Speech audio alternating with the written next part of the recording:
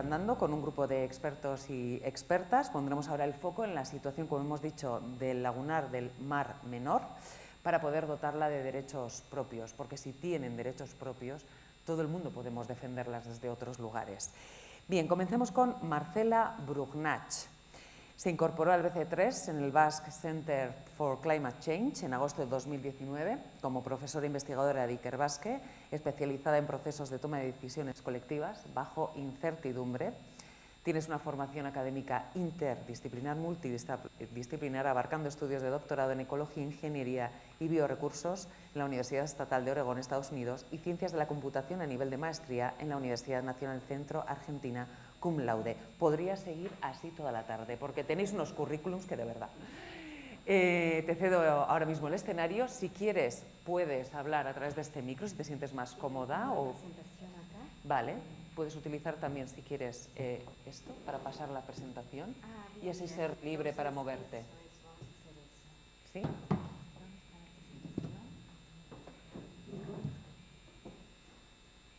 Pues entonces sigo con tu biografía. Voy a aprovechar.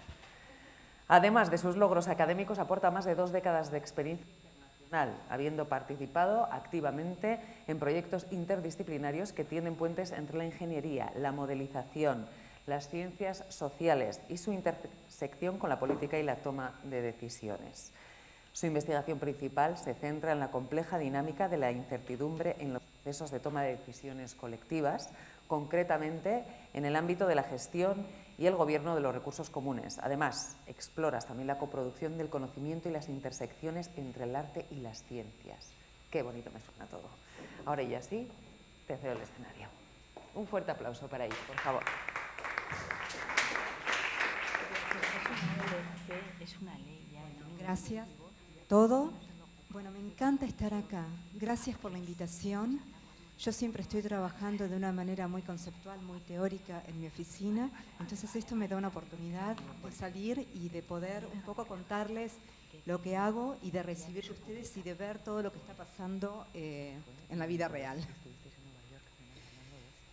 Bueno, y yo les quería hablar acá un poco del tema de investigación, que trabajo con procesos colectivos de decisión, cómo la gente toma decisiones en conjunto respecto a temas de agua. Ese ha sido, he desarrollado toda mi experiencia con respecto a eso y desde hace 4 años, como ya dijeron, estoy trabajando acá en el País Vasco. ¿Y cómo hago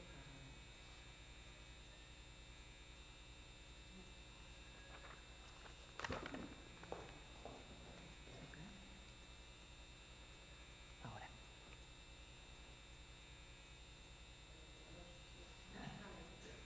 Madre mía, se supone que está en orden. Entonces, lo hago desde acá. Como quieras, ¿eh? Si no me pongo yo aquí, te voy dando paso. No, así prefiero... Sí, parece que no... ¿Sí? Bueno, y hoy les quería hablar sobre mi tema favorito, un tipo especial de incertidumbres que se llama ambigüedades, que tiene mucho que ver con la paz y con el agua. Entonces, un poquitito vamos a andar en ese tema. Si es que puedo pasar a la siguiente diapositiva.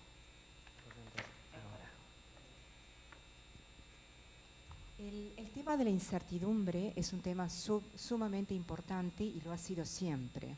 Y particularmente ahora en el contexto de cambio climático. Tenemos, por ejemplo, la estrategia de adaptación de la Unión Europea que lo marca como algo primordial, que tenemos que abordar la incertidumbre vinculada a las estrategias de adaptación y sus impactos, y es uno de los grandes desafíos que tenemos para responder eficazmente al cambio de clima. Pero entonces, a mí me gustaría saber ustedes, ¿qué piensan que es la incertidumbre? Si yo les pregunto a ustedes, ¿qué les resuena desde el punto de vista de ustedes? Inestabilidad, ¿sí? Inseguridad.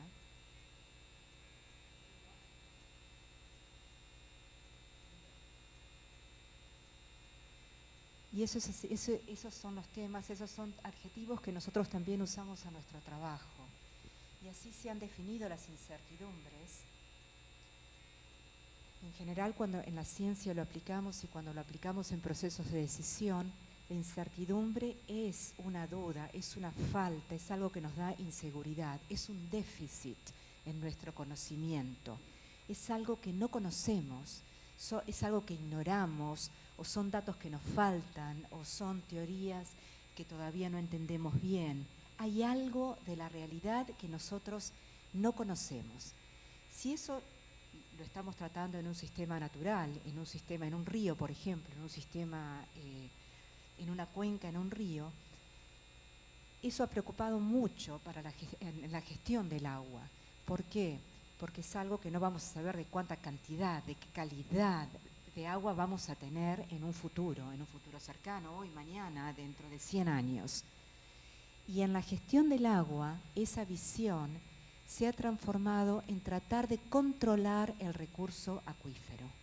Entonces, en el agua, siempre cuando hablamos de la gestión, en las últimas décadas, aunque ahora eso está cambiando, ese paradigma, se habla de un manejo, de una gestión de control, en donde tratamos de mantener el recurso y de controlarlo. Entonces, hemos construido canales, construimos diques, pasamos agua de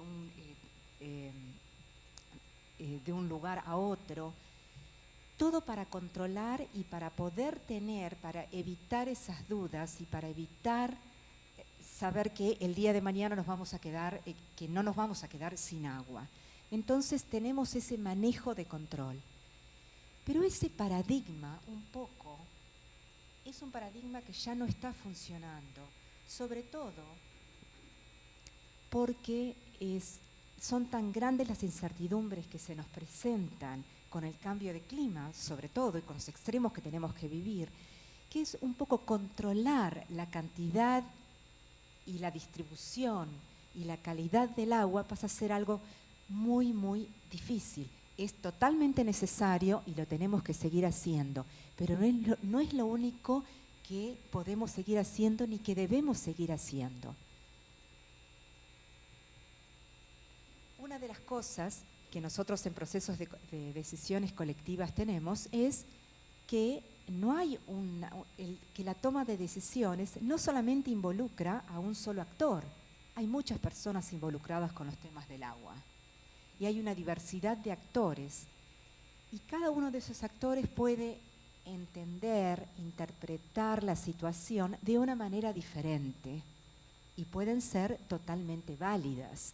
Entonces, cuando hablamos de tomas de decisiones en la gestión del agua, no solamente tenemos que preocuparnos por calidad y cantidad, sino también tenemos que traer esos diferentes entendimientos, esas diferentes maneras de conectarse y de conocer el agua, que también hacen que el manejo de agua puede ser de una manera o de la otra. Por ejemplo, este es un ejemplo, cuando yo recién llegué a Europa en el 2005, estuve trabajando mucho en el Guadiana, en el Alto Guadiana, en el Alto Guadiana, cerca de las Tablas de Damiel. Y cuando estábamos trabajando ahí, bueno, había un problema, muchísimos problemas graves que siguen. Actualmente es un poco la situación, 20 años después, un poco la situación es parecida, en donde había muchas abstracciones de aguas ilegales. Había políticas que estaban muy separadas entre agricultura y agua. Y la gente, había muchas abstracciones, si bien había una cuota de agua que se seguía, había muchas abstracciones ilegales en la toma de agua. Entonces había procesos de descontrol, no se podía controlar cuánta agua había, cuánto sacaban del acuífero y no, y todavía la situación sigue parecida. Nosotros cuando estudiamos esos procesos, tuvimos esta realización que era importante saber cuánta agua había en el acuífero, por supuesto, pero también era importante reconocer las diferentes visiones que cada uno de los actores tenían. Estaban, por ejemplo, los políticos que decían, tenemos las regulaciones perfectas, pero en realidad nadie hace caso, es un anarquismo, nadie hace caso, hay abstracciones que son ilegales, alegales y que son imposibles de controlar. también había personas a los cuales se culpaba a los agricultores. La culpa es de los agricultores que están abstrayendo muchísima agua. También había aquellas personas que decían, esto tiene que ver con la falta de precipitación de la zona. Entonces, cuando nosotros nos ponemos a ver, bueno, pero acá, ¿de qué se trata el problema en realidad? Es un problema de falta de agua, quizás por falta de precipitación, pero también es un problema quizás porque hay muchas abstracciones. También es un problema por ahí de políticas que están incompatibles entre el agua y la agricultura. Es un problema que lo abarca todo. Entonces, en este contexto, en donde hay tantas interpretaciones y tanta variedad y tantas diferencias, ese es el contexto en el que tenemos que tomar decisiones. Y de esas diferencias es de donde surgen las ambigüedades. Quiere decir que en un contexto así no se sabe muy bien de qué es el problema. Es un problema de falta de agua, pero también es un problema de falta de precipitación. ¿Y qué hacemos con eso? Entonces, el problema en sí, definir el problema en el cual tenemos que actuar, es bastante problemático, porque el problema lo es todo. Entonces, nosotros basados en estas ideas, lo que hicimos es definimos a la ambigüedad como un tipo de incertidumbre. Pero es una incertidumbre de otro tipo, no es de la duda, de lo que no conocemos, de lo que falta. Es una incertidumbre que ya no es un déficit de conocimiento, pero sino es una confusión. Es la confusión que aparece, que resulta cuando un grupo de actores está, todo el mundo con su idea, todo el mundo con diferentes opiniones, con diferentes bagajes, con diferentes interpretaciones.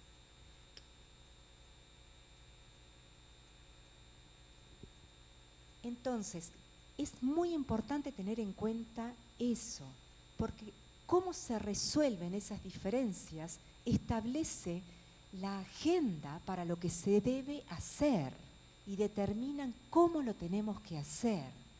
Determinan qué es relevante, cuáles van a ser los problemas que vamos a tratar, quién define estos problemas, cómo los vamos a abordar, para quién esos problemas son relevantes. Estos son temas que son muy, muy importantes en la manera en el momento de tomar decisiones. Entonces, cuando hablo de ambigüedad, hablo de un tipo de incertidumbre especial. Es una confusión, me indica diferencias entre actores. Y la ambigüedad siempre pasa entre gente, pasa entre lo que nosotros le llamamos el espacio, the space in between, el espacio entre personas. Es algo relacional, es un concepto relacional que solo existe porque existen personas en un grupo colaborando, queriendo colaborar o en disputa. Y es importantísimo en este contexto, sobre todo cuando trabajamos con temas de aguas, cómo se trabajan esas diferencias entre estos grupos de actores, porque eso va a condicionar el tipo de conocimiento que vamos a necesitar y qué tipo de conocimiento va a informar la toma de decisiones. Es muy distinto decir que esto es un problema de falta de agua porque no llueve, o decir que es un problema que falta el agua porque los agricultores están tomando demasiado agua. Son dos escenarios completamente distintos que nos llevan a dos lugares completamente distintos. Y eso tiene que ser reconocido en la gestión del agua. Las diferencias entre los actores también pueden llevar a un gran conflicto, como sabemos. Pueden llevar, como nos han llevado hasta guerras, pero a su vez también nos pueden llevar a una gran creatividad e innovación. Es un grado de confusión, pero es bueno también a veces estar confundidos y es bueno a veces tener muchas visiones diferentes. Y también nos tenemos que acordar que en cualquier grupo de actores existen diferencias, pero también existen similitudes, y a partir de esas similitudes nosotros podemos trabajar. ¿Cómo podemos apoyar a la gobernanza, a una mejor gobernanza de agua si tomamos en cuenta las ambigüedades? Podemos determinar una agenda que esté de acuerdo con muchas personas, que esté de acuerdo con todos realmente, resaltando las preocupaciones y lo que es relevante para los actores involucrados, incluso resaltando los conflictos y los desacuerdos. Eso también es muy importante, porque a su vez, a través de solucionar los conflictos, si no están hoy, van a aparecer mañana. Los tenemos que seguir trabajando, tenemos que saber cómo actuar con esas diferencias. Entonces, bueno, la ambigüedad también nos sirve para contextualizar prioridades y cuáles son las acciones a seguir.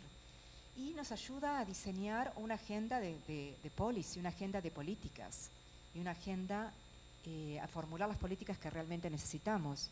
En el Guadiana, el reconocer las ambigüedades llevó también a reconocer que la agricultura no está separada de la gestión del agua, que políticas de agricultura tienen que van de la mano con las políticas del agua. Y como ya dije anteriormente, bueno, la ambigüedad puede ser fuentes de conflictos y estancamiento. Como vamos a ver en el caso del Mar Menor, hay un estancamiento en el conflicto que ahora con el ILP y demás, quizás ya superemos eso. Pero el conflicto no resuelto nos lleva a quedarnos quietos y no nos podemos permitir ese lujo en un contexto de cambio de clima. Y bueno, también es catalizador para fomentar una agencia colectiva y promover una adaptación transformadora para nuestros desafíos climáticos, por supuesto. Necesitamos más que nunca, en este contexto de cambio de climas y de extremos, necesitamos más que nunca ser ingeniosos y colaborar. Y ahora les quería mostrar, entonces, cuando yo pienso en incertidumbres, en el contexto colectivo, no solamente las definimos a través de la falta de conocimiento, de no saber suficientemente, sino también de conoceres y de saberes diferentes. Tengo ambigüedad, tengo confusión, pero también tengo déficits de conocimiento. Quiere decir que acá la sociedad tiene que trabajar también junto con la ciencia. La ciencia la ciencia puede hacer valer de más conocimiento, de proveernos más conocimientos, más conocimiento factual, más hechos, pero también en la sociedad tenemos que saber lidiar con con nosotros mismos y lo que es vivir en conjunto y en grupo. Y entonces, la ambigüedad con los déficits de conocimientos están totalmente interrelacionados. No los tenemos que pensar como dos cosas independientes.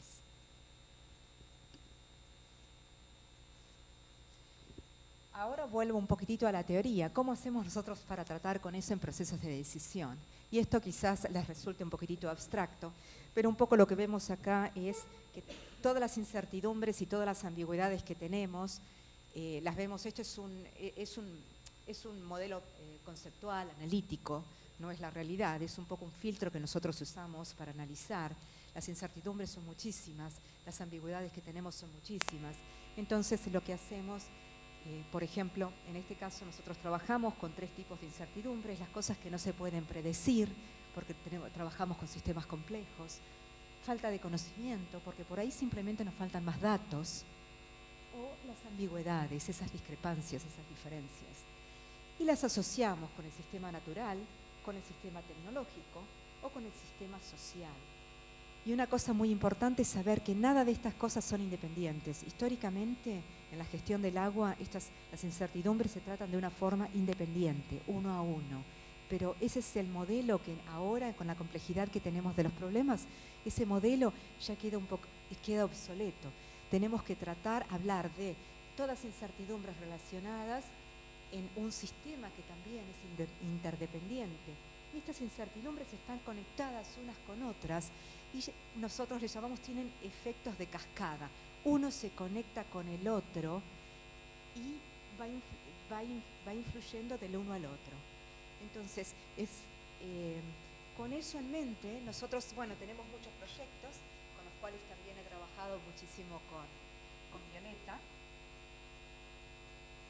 Y acá les quería contar, les quiero mostrar un poquitito. Esto estamos trabajando ahora con un grupo de investigadores, y te contaba, acá está participando Noelia, de quien hablamos anteriormente, otra colega que hoy no está acá con nosotros. Este proyecto pasa en la cuenca del Mijares. Acá nos estamos yendo cerca de Valencia, en el sur de España, y lo que está pasando ahí, se perdieron las lluvias del verano. Por un cambio del uso del terreno, en el verano no llueve. Como no llueve en el verano, entra en una cadena que hay muchas más sequías, la agricultura se hace muy complicada, etcétera, etcétera. Entonces hubo un profesor que lamentablemente falleció ahora en enero, Millán, que tuvo esta teoría de decir, bueno, si cambiamos la vegetación y los lugares en donde está la vegetación, podemos cambiar la relación entre las plantas y la atmósfera. Y podemos volver, si plantamos determinados bosques en determinados lugares, podemos volver a reactivar el ciclo del agua y atraer las precipitaciones del verano. Entonces, esta teoría pasaríamos, está trabajando con estas interacciones entre las nubes en generar más vapor a través de la vegetación. Esta teoría se trabaja mucho en las costas, se ha trabajado mucho en las costas, es una relación, se genera una relación muy cercana entre los ecosistemas, el agua. En este caso, en la cuenca del Mediterráneo hay cosas atmosféricas en las cuales no voy a entrar, que son muy particulares de esta cuenca.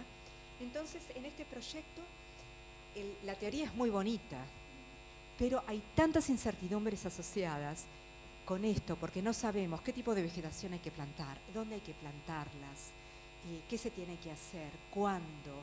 Hay las incertidumbres con respecto a la vegetación y lo que pasaría con el vapor de agua son inconmensurables, infinitas. No obstante, hay que tomar decisiones en ese contexto, más allá de que no lo sepamos. A su vez, los problemas no solamente son de la ciencia y de esta relación entre planta y atmósfera, sino también, acá tenemos a la sociedad y a la gente.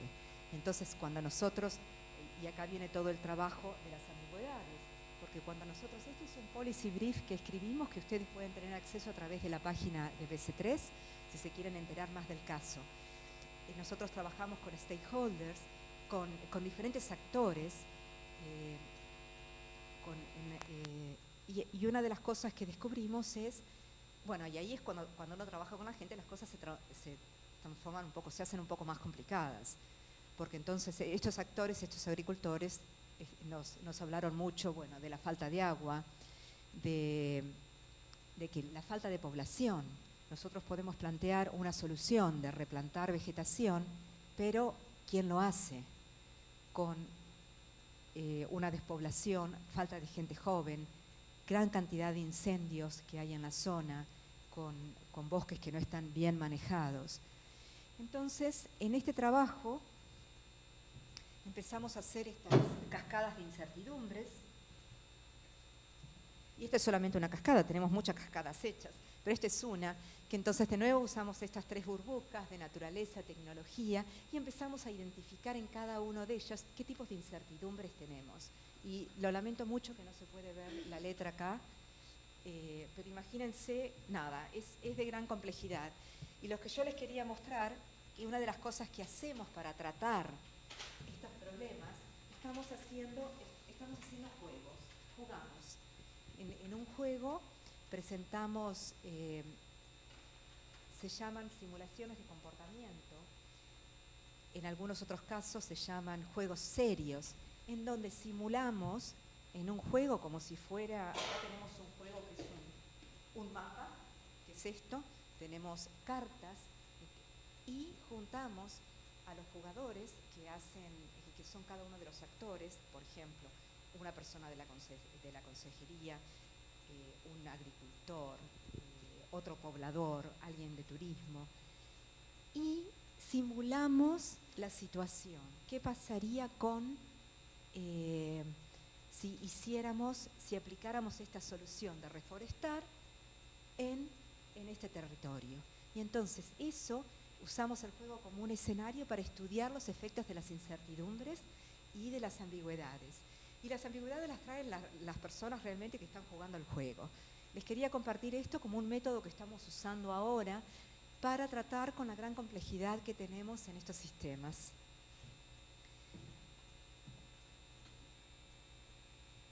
También en otro momento, y este fue el trabajo postdoctoral de Violeta, que trabajó conmigo durante 2 años, que estuvo estudiando el caso del Mar Menor y identificando las incertidumbres y bueno, y obviamente también las ambigüedades. Y lo que podemos reconocer acá es que